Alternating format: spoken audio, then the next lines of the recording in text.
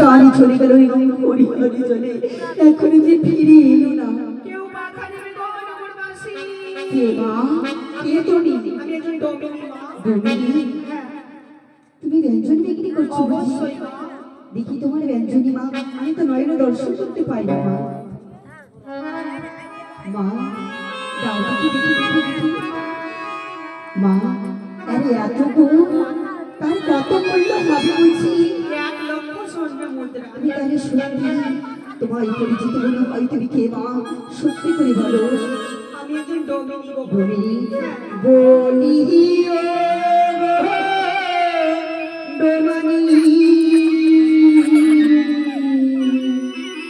তোমার রূপ দেখে বুক ফেটে যায়।